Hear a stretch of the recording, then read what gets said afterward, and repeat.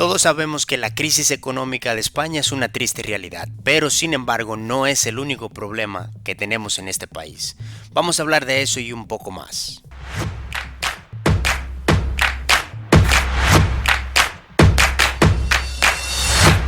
En el capítulo anterior hablamos de las 4 razones principales para venir a vivir a este hermoso país, que de hecho aprovecho para agradecer a las personas que me comentaron, dándome la bienvenida, haciéndome algunas sugerencias y haciéndome por supuesto algunas correcciones. Muchas gracias. En este capítulo vamos a hablar de los problemas principales que enfrenta este país. Empecemos.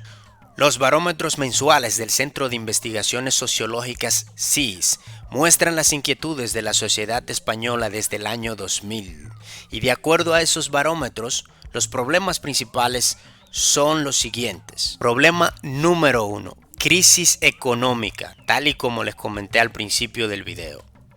Para que tengan una idea, España tiene una de las tasas de desempleo más altas de toda Europa y una deuda pública prácticamente impagable, señores. Aquí podemos mencionar los diferentes problemas de índole económico, empezando por la inflación. Cabe aclarar que la inflación no es una situación solamente de España. Acuérdate que el mundo ha experimentado una pandemia que ha provocado una situación inflacionaria en todo el mundo. Así que no es una situación exclusivamente de España. Sin embargo, en este país algunos comentaristas también hablan de lo que es esta inflación. Lo que quiere decir, dentro de una situación inflacionaria, cuando el país, o sea, la economía del país, no crece en lo absoluto, al contrario baja y la inflación no para de subir. Según el FMI, España es el único país del mundo junto con Japón que no va a recuperar los niveles de riqueza previos al COVID-19.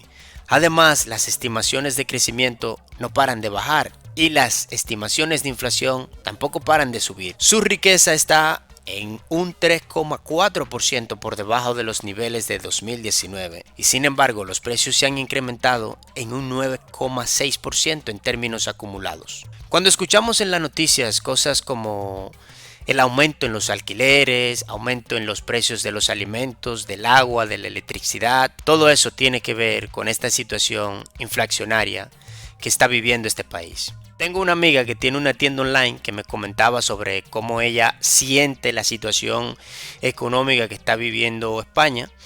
Y lo que ella me decía es que para esta temporada, precisamente acercándose la Navidad, solía ser su temporada alta.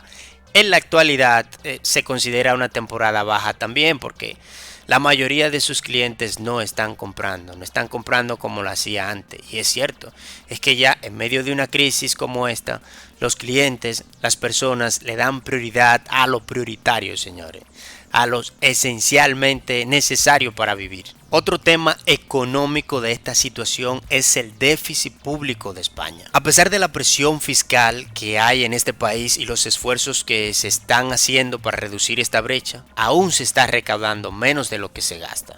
Solo en agosto de este año hubo un déficit de más de 25.000 millones de euros.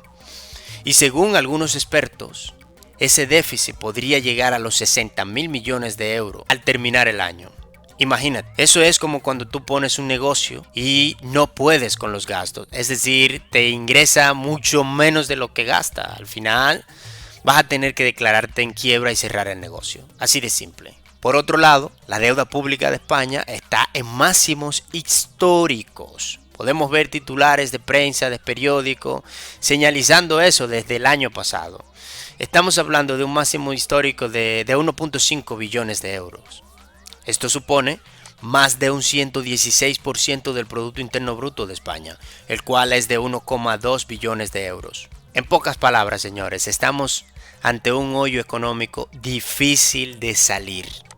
Por lo tanto, yo creo que debemos todos tomar medidas, o sea, todos los que residimos aquí en España, debemos tomar medidas ante esta situación. Aprovecho la ocasión para hacerte una pregunta y generar un debate público aquí. Si tú tuvieras el poder de decisión ante esta situación, ¿cuál sería la primera medida que tomaría?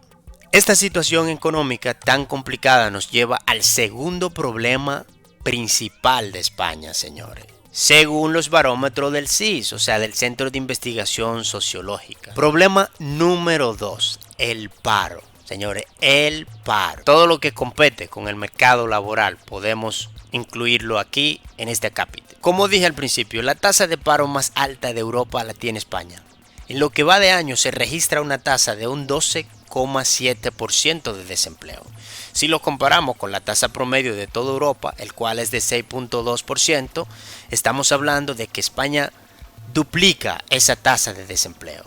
A pesar de que el empleo ha crecido en un 2,57% en los últimos 12 meses, según la Oficina Nacional de Estadística, hay casi 3 millones de personas en el paro. Para ser exacto, 2,9 millones de personas están en el paro. Cabe aclarar lo que es el paro, porque yo sé que así como me pasó a mí, al principio no entendía bien el concepto de lo que era el paro, porque vengo de un país donde no existe ni se aplica ese concepto.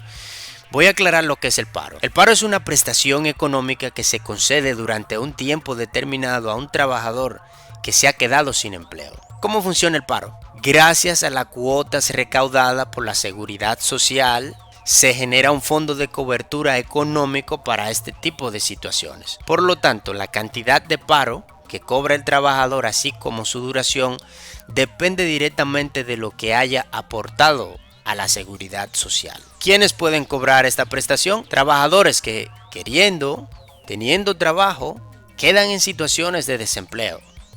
Estas personas normalmente han perdido su empleo por causas que no les competen. Pero obviamente hay requisitos que deben de cumplir. Y uno de los requisitos indispensables es haber cotizado 360 días durante los últimos 6 años en la seguridad social.